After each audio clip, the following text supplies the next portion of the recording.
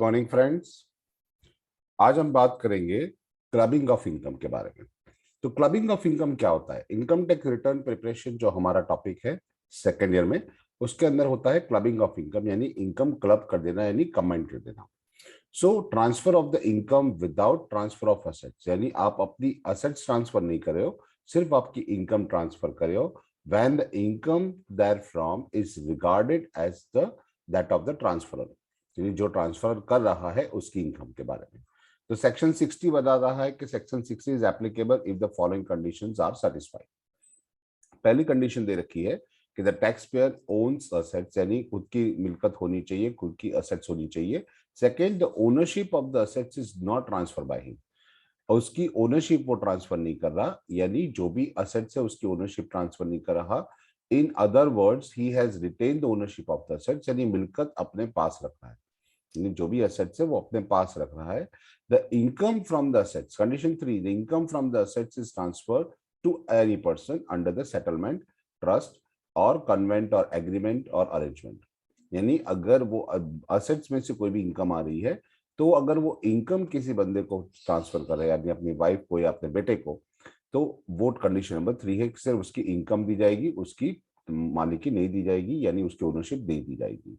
Number 4, the above transfer may be revocable और may not be revocable, यानी आप उसको मना भी कर सकते हो कि नहीं, मैं फ्यूचर में ट्रांसफर नहीं करूंगा, या आप रिवोक नहीं भी कर सकते, यानी आप उसको परमानेंटली ट्रांसफर करोगे हर साल।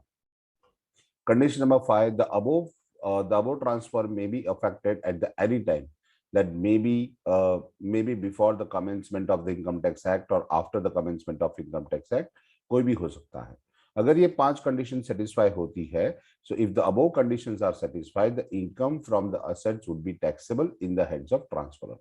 तो वो ट्रांसफरर के लिए वो होगा। सपोज मिस्टर एक्स वो ट्रांसफरर है और जिसको ट्रांसफर कर रहा है वो मिस्टर वाई है, तो भले ही वो अपनी इनकम किसी और को ट्रांसफर कर रहा है, वाई को ट्रांसफर कर रहा है, ऐसे केसेस में मिस्टर एक्स के जो भी इनकम होगी वो टैक्सेबल होगी।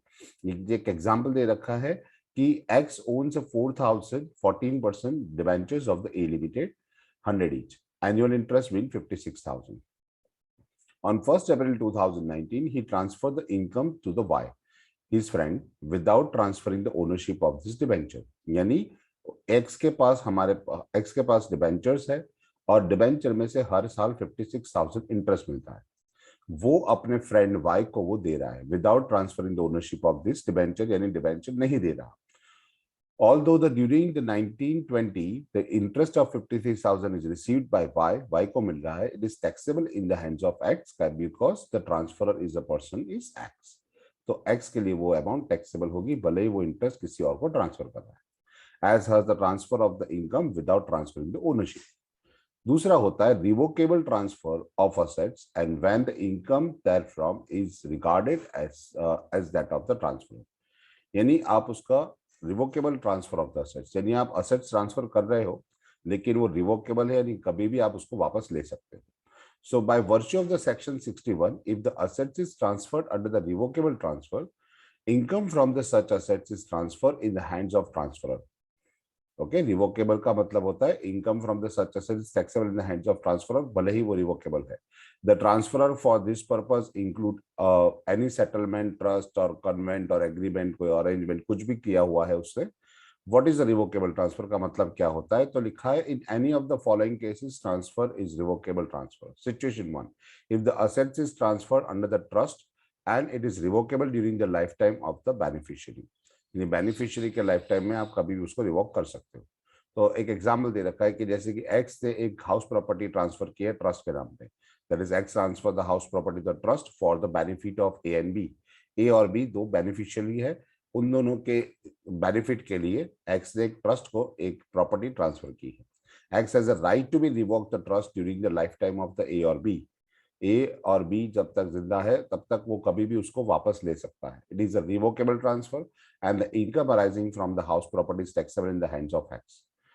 भले ही प्रॉपर्टी उससे ट्रांसफर कर रखी है लेकिन वो जो इनकम होगी रिवोकेबल है, तो असेट ट्रांसफर तो उस एक्स के लिए ही वो टैक्सेबल अमाउंट होगा। दूसरा होता है कि if the asset is transfer to the person and it is revocable during the life time of the transferee, यानी ए या बी दो में से कोई भी जिंदा है तब तक। तो एक इलस्ट्रेशन दे रखा है कि X transfer the house property to A के नाम पे उसने एक प्रॉपर्टी ट्रांसफर कर दी है। However X has a right to revoke the transfer during the life time of A, यानी ए जब तक जिंदा है तब भी वो कर सकता है। It is revocable transfer and income arising from the house property is taxable in the hands of x. ऐसे केसेस के अंदर एक्स के ऊपर भी वो अमाउंट ट्रांसफरेबल, यानी आप कर सकते हो, पॉज कर सकते हो उसको। नेक्स्ट टॉपिक इसके अंदर देखा है, नेक्स्ट टॉपिक है कि सिचुएशन 3, अगर ऐसा हुआ कि if the assets is transfer before 1 अप्रैल 1961, यानी कि इनकम टैक्स एक्ट जो एप्लीकेबल होता है 1961 में उससे पहले है, and is revocable with in the 6 year. Time limit भी बता रखी है कि अगर वो ट्रांसफर करना चाहे यानी रिवोक करना चाहे, उसको वापस लेना चाहे तो वो 6 साल के अंदर वापस ले सकता है। तो ऐसा अगर है तो क्या होगा, तो एक इलस्ट्रेशन में देखा हुआ है कि X transfer the assets to on 31 March 1961, यानी 1 अप्रैल से पहले। इट इज रिवोकेबल और बिफोर द 1 जून, ओके, तो उसको वापस ले सकता है 6 जून 1963 से पहले, यानी before the 6 months. It is a revocable transfer. Income arising from the assets is taxable in the hands of X. Conversely, if the X transfer the assets before 1 April and it is revocable after the 6 years, it is not the take a revocable transfer.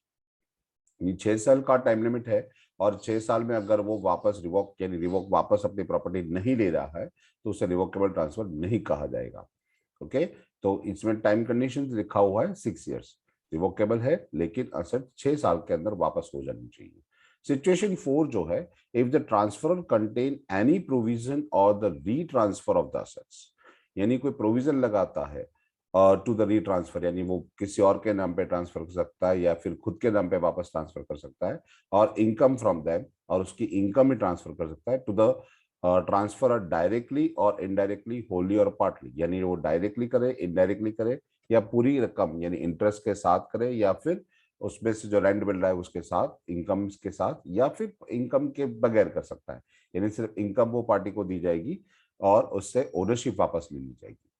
तो X transfer the assets under the terms of the transfer on or after 1 April 1998. He has a right to utilize the income of the assets for his benefit. यानी उसके पास एक अधिकार है कि वो कभी भी उसका जो राइट है, right to utilize the income of the assets for his benefit, खुद के लिए उसको यूज कर सकता है। However, he has not exercised this right as yet. अभी तक उसने ऐसा कुछ किया नहीं है। On or after the 1 April 1998, income of these assets would be taxable in the hands of X, even if it has not exercised for a foresight. यानी अभी भी उसने कोई ट्रांसफर नहीं भी किया, रीट्रांसफर नहीं किया है, तब भी वो एक्स के हैंड्स के ऊपर वो ट्रांसफर यानी टैक्सेबल अमाउंट होता है। सिचुएशन 5 में ऐसा लिखा है, if the transferor has any right to resume the power over the assets, यानी असेट्स के ऊपर उसके ऊपर कोई भी राइट उसका बनता है और उसकी इनकम पे ऊपर बनता है, डायरेक्टली, इनडायरेक्टली, होली और पार्टली, तो ऐसे केसेस में भी एक्स के लिए ही टैक्सेबल होगा। जैसे कि एक्स ने असेट्स ट्रांसफर कर दी under the terms of transfer and he has a right to use the assets for this personal benefit, यानी उसका अधिकार है, वो कभी भी उसको यूज कर सकता है of his family members whenever he wants, जब भी वो चाहे। till date he has not exercised his right, अभी तक उसने ऐसा कुछ नहीं किया। he has it is a revocable transfer और revocable है। the entire income from the assets would be taxable in the hands of him, यानी अगर आप assets ट्रांसफर कर भी रहे हो तो उसको आप रिवोकेबल हो या रिवोकेबल ना हो, 6 साल के अंदर आप उसको रिवोक कर रहे हो या नहीं कर रहे हो, या फिर आपके पास उसको रीट्रांसफर के राइट्स है, या आप उसका पावर रिज्यूम करके कभी भी वो इसकी इनकम वापस ले सकते हो, तभी भी ऐसे कोई केसेस पे अगर आपने कोई एक्सरसाइज नहीं भी की, यानी आपने कोई ऐसा अभी तक कोई क्लेम नहीं भी किया है, तो भी वो एक्स के लिए ट्रांसफर होगा, यानी उसके लिए टैक्सेबल इनकम होगी। सो कंक्लूजन हम बता सकते हैं इसके अंदर से, द फॉलोइंग कंक्लूजन में be drawn, there is an assets which transfer under the revocable transfer, that is in the one of the situation given about able, income from aforesaid asset is taxable in the hands of transferor, यानी जो transfer कर रहा है उसके लिए वो taxable होगा। such income is taxable is and when the power to revoke arise, ये टैक्सेबल इनकम होगी जब भी उसके पास पावर है या उसको रिवोक करने का राइट है। the above rules is applicable even if the power to revoke has not been exercised, सो फार। अभी तक उसने ऐसा कुछ भी नहीं किया, यानी वो रिवोक भी नहीं किया, उसे तब तक पावर यूज नहीं भी किया है, तब भी वो उसके लिए टैक्सेबल ही रहेगा। सेकेंड सिचुएशन में बता रखा है when an individual is accessible in respect of the remuneration of the spouse, यानी अपनी वाइफ या अपने हस्बैंड के लिए, हस्बैंड वाइफ दोनों एक दूसरे के स्पाउस कहा जाता है, तो स्पाउस के लिए अगर वो रेम्यूनरेशन के डिक्लेरेशन हुआ है तो so in the provisions of the section 64(1)(2) are given below. The condition section 64(1)(2) is applicable for the following conditions are satisfied. First, वो टैक्स पेयर इंडिविजुअल होना चाहिए। he or she has a substantial interest in a concern, वो concern के अंदर उसका interest होना चाहिए। Tax condition number 3, the spouse is a tax payer, उसका वाइफ, उसकी वाइफ या उसका हस्बैंड वो भी टैक्स पेयर होना चाहिए। Is employed in the above mention concern, और वो जो कंसर्न है यानी जो भी फॉर्म है उसके अंदर वो भी एम्प्लॉय होना चाहिए। Number 4, the spouse is employed in a concern without any technical and professional knowledge, उसके पास कोई टेक्निकल नॉलेज या एक्सपीरियंस या फिर प्रोफेशनल नॉलेज नहीं भी है तो तभी चलेगा। सो कंक्लूजन ये है इसके अंदर, consequences in above condition is satisfied, जो अगर ये 4 कंडीशन सेटिस्फाई होती है कि अगर जो बंदा है या उस वो टैक्स पेयर हो, उसका सब्सटेंटियल इंटरेस्ट हो उसके अंदर, उसकी वाइफ ही अगर उस कंसर्न के अंदर जॉब कर रही है और कोई टेक्निकल डिपार्टमेंट में या प्रोफेशनल नॉलेज में या फिर एक्सपीरियंस नहीं है, okay, that is spouse is employ in the concern without any technical, यानी ये चीज नहीं होनी चाहिए। So if the aforesaid conditions are satisfied, then the salary income of the spouse will be taxable in the hands of taxpayer. यानी जो spouse की जो सैलरी होगी वो इन द हैंड्स ऑफ टैक्सपेयर वो टैक्सेबल होगा। ओके, प्रोविजन एक देख रखते हैं कि एक एग्जांपल लिखते हैं कि X as a subsidiary interest in limited, Mr X है वो ए लिमिटेड में काम कर रहा है और सब्सिडियरी इंटरेस्ट है। मिसेस एक्स जो है उसकी वाइफ वो भी ए लिमिटेड के अंदर काम कर रही है without any technical and professional qualification. To justify the remuneration, in this case the salary income of Mrs. X shall be taxable in the hands of X, वो X के लिए टैक्सेबल हो जाएगी।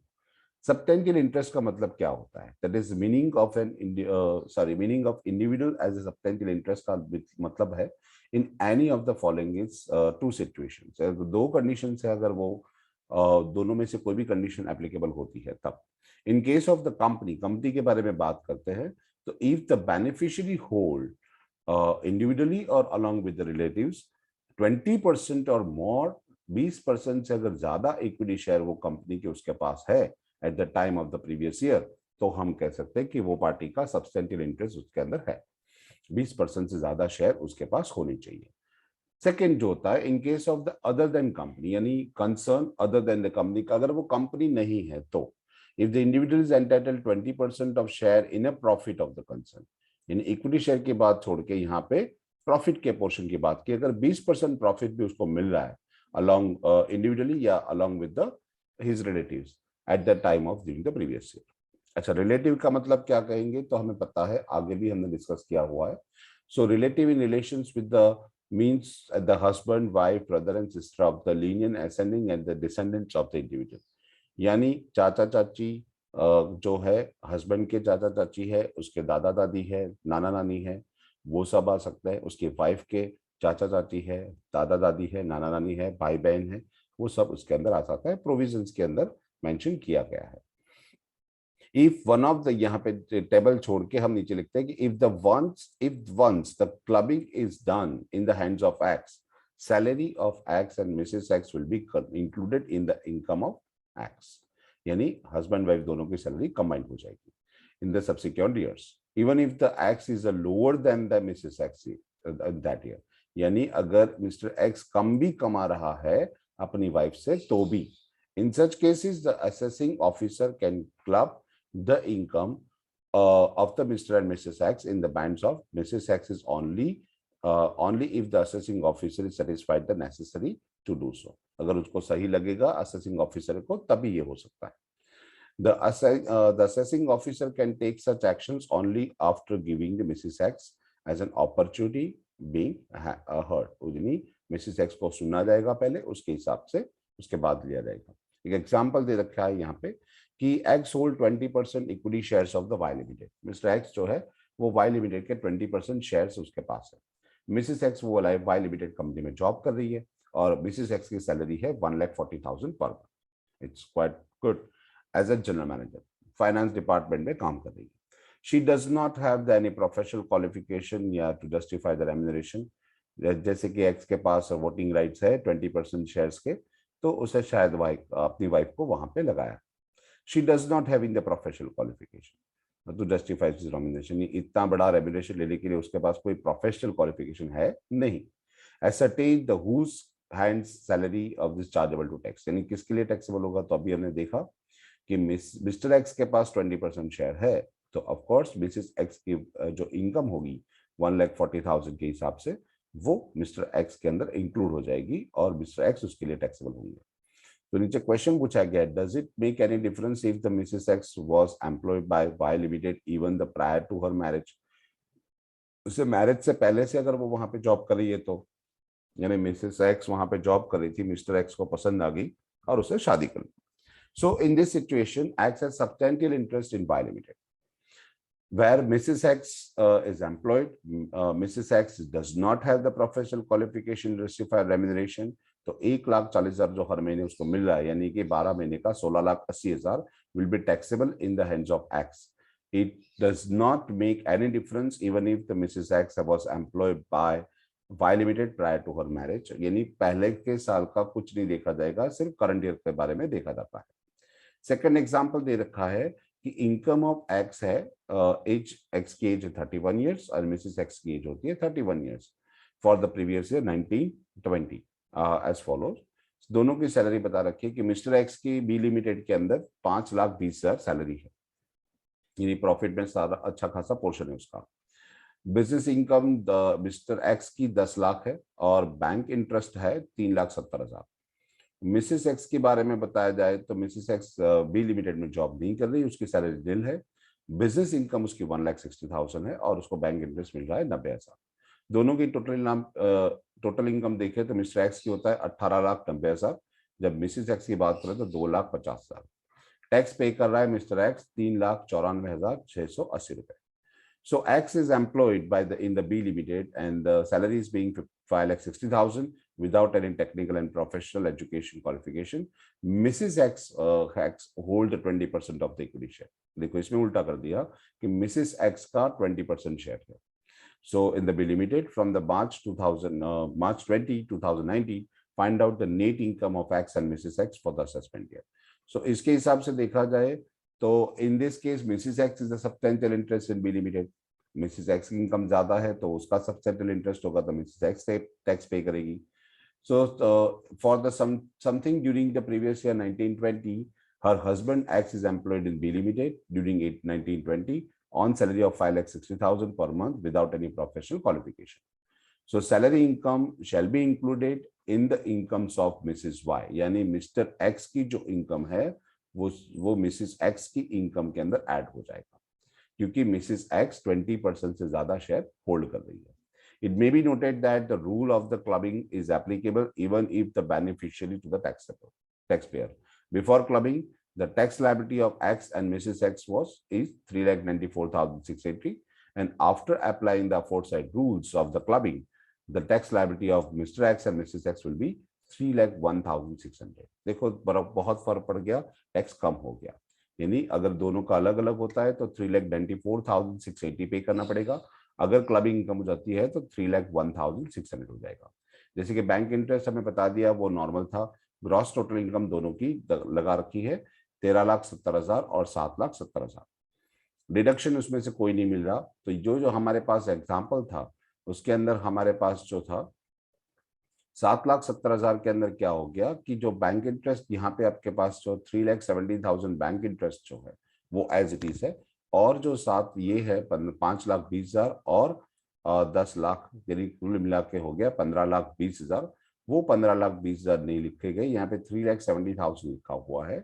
और जो इनकम जो है 5,20,000 बिजनेस इनकम और बैंक इंटरेस्ट, ये दो ही काउंट किए गए मिस्टर एक्स के, यानी वो हो गया हमारा 13,70,000 रुपए। ओके, और मिसिस एक्स की बात करें तो मिसिस एक्स का जो बैंक इंटरेस्ट बनता है वो बैंक इंटरेस्ट 90,000 है और 5,20,000 जो सैलरी है और 1,60,000 जो आपकी मिसेस एक्स की बिजनेस इनकम है, उस दोनों को कंबाइन कर दिया, क्योंकि मिस्टर एक्स की जो सैलरी है वो मिसेस एक्स के लिए टैक्सेबल हो जाएगी, तो वो करीबन होता है 6,80,000 रुपए, राइट। तो उसको मिला के वो 6,80,000 और 90,000 उसका इंटरेस्ट, यानी हो जाएगा 7,70,000। तो 13,70,000 और 7,70,000 के हिसाब से दोनों का टैक्स रेट कैलकुलेट कर दिया गया है, applicable to the net income exceeding 50 lakhs, not exceeding 50 lakhs। तो दोनों का कैलकुलेशन हुआ है 2,23,500 और 66,500। ओके, दोनों का टैक्स मिल गया, कोई एडिशनल सरचार्ज नहीं है, क्योंकि सरचार्ज लगता है सिर्फ मोर देन 50 lakhs की अगर इनकम है तो, यानी वो नहीं दिया गया। सो टैक्स एंड सरचार्ज मिला के हमारे पास होता है 2,23,500 और 66,500। और हेल्थ एंड एजुकेशन केस तो सब पे लगता है 4%, तो 8,940 और 2,660 मिला के कुल दोनों की टैक्स लायबिलिटी हो जाती है। मिस्टर एक्स की 2,32,440 एंड मिसेस एक्स की हो जाएगी 69,160। इसका मतलब हुआ और कुछ नहीं किया गया, सिर्फ 5,20,000 जो इनकम है मिस्टर एक्स की, वो हमें क्या क्या क्या क्या उसका, वो हमने मिसेस एक्स को ट्रांसफर कर दिया। ओके, और इस तरह से एग्जाम्पल होता है। एग्जाम्पल नंबर 3 मेंशन किया गया है।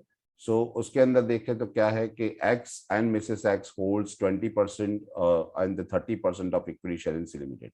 देखो इसके अंदर दोनों पार्टी के शेयर्स है कंपनी के अंदर, and they are also the employed from the 1 अप्रैल। दोनों एक ही कंपनी में सी लिमिटेड में जॉब भी कर रहे हैं।